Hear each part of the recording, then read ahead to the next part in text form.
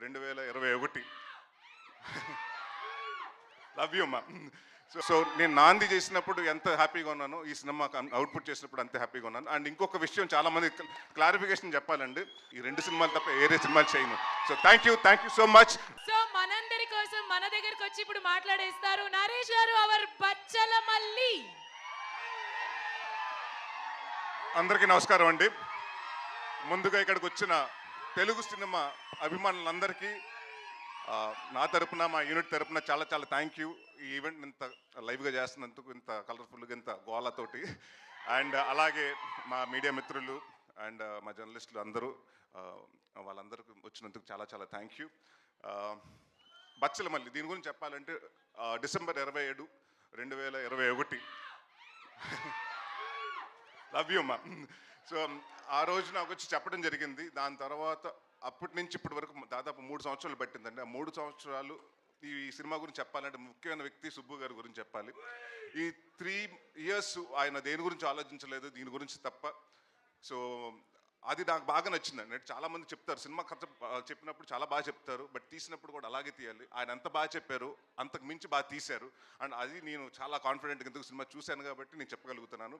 And మేము చాలా discussion చేసాము. అంటే నా సినిమాల్లో అంటే మనకి తెలుస్తాయి కదా ముందు సినిమాల్లో ఏం తేడా వస్తున్నాయి, మనం ఎక్కడెక్కడ మార్చుకోవాలని మనం కూడా కూర్చొని అనలైజ్ చేసుకున్నప్పుడు చాలామంది నాకు చెప్పిన కంప్లైంట్, మీ సినిమాలో సాంగ్ సరిగ్గా ఉండలేదండి, సాంగ్ సరిగ్గా ఉండలేదని చెప్పారు.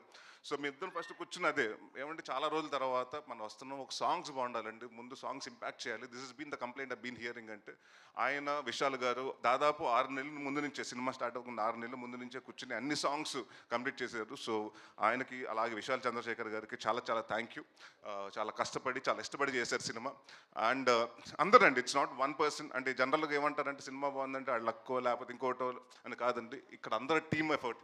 రిచర్డ్ ప్రసాద్ గారు కెమెరామెన్ గారు అలాగే ఉంటుంది, కెమెరా వర్క్. మా చోట ప్రసాద్ గారు ఆర్ట్ డైరెక్టర్, మన ఎడిటింగ్ అలాగే ఉంటుంది. మా బ్రహ్మకడ్లి గారు ఆర్ట్ డైరెక్టర్, ఆయన వర్క్. అంటే ఇట్స్ లైక్ అందరూ 24 క్రాఫ్ట్స్ కలిస్తేనే సినిమా. సో ఈ సినిమాకి నేను కాన్ఫిడెంట్గా చెప్పగలుగుతాను. అంటే రేపు మీరు సినిమా చూసిన తర్వాత కూడా చెప్తారు, ప్రతి ఆర్టిస్ట్ గురించి మాట్లాడతారు, ప్రతి టెక్నీషియన్స్ గురించి మాట్లాడతారు. ప్రసాద్ బెహ్రా ఇంకా ఇలాగే నువ్వు ఇప్పుడు ఏ అరుపులు వస్తున్నాయో, నువ్వు స్క్రీన్ మీద వస్తుంటే థియేటర్లో రేపు ఇలాగ అరుపులు రావాలని కోరుకుంటున్నాను. And one of the finest actor అండి. అండ్ చాలా సటిల్గా చేస్తాడు, చాలా and one of the good writer also. And నేను కూడా నిన్ను ఒక నెక్స్ట్ వెన్నెల కిషోర్ లాగో, లేకపోతే ఒక సత్య లాగో, వైవహర్ష లాగో ఒక పెద్ద స్థాయిలో చూడాలి. అండ్ డెఫినెట్గా ఐ నో 1-2 yearsలో నువ్వు డెఫినెట్గా మాకు కూడా డేట్లు ఇవ్వు, ఆ స్థాయికి బిజీ అవ్వాలని కోరుకుంటున్నాను. అండ్ మా మధు గారు ప్రతి చోట అంటే దేవుడు వరం ఇచ్చిన పూజ వరం లేనట్టు ఈయన డైరెక్టర్ ఓకే అన్నా కూడా ఈయన వెనకాల నుంచి మానిటర్ వెనకాల నుంచి ఇలాగ అంటుంటాడు.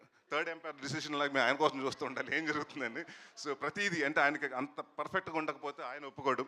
సో ఎప్పుడు అదే చెప్పారు కదండి, అంటే పెగ్గు కాడి నుంచి అన్నింటిలో ఆయన చాలా దగ్గరగా పాత్ర చాలా పోషించారు.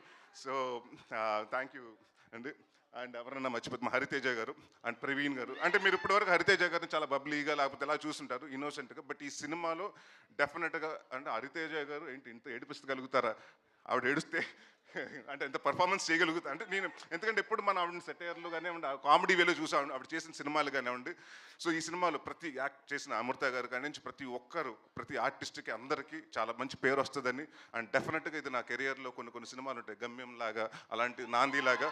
సో నేను నాంది చేసినప్పుడు ఎంత హ్యాపీగా ఉన్నానో ఈ సినిమా అవుట్పుట్ చేసినప్పుడు అంతే హ్యాపీగా ఉన్నాను. అండ్ ఇంకొక విషయం చాలా మంది క్లారిఫికేషన్ చెప్పాలండి. చాలామంది ఏంటంటే నేను ఓన్లీ సినిమా నరేష్ అన్నవాడు సీరియస్ సినిమాలే చేస్తున్నాడు, కామెడీ సినిమాలు చేయట్లేదని అనుకుంటున్నారు. నేను మీ అందరికీ మాటిస్తున్నాను, అది అపో తీసేయండి మైండ్లోంచి.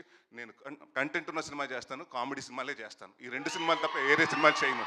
So thank you so much. December 20వ తారీఖుని మీ ముందుకు వస్తుంది. సో ఇదే ఆదరణ ఆ రోజు థియేటర్లో కూడా ఉంటుందని. Thank you very much. Yes, sir. Thank you so much. Wishing you all the very best, Naresh Garu, and requesting everybody to please stay back for Q&A.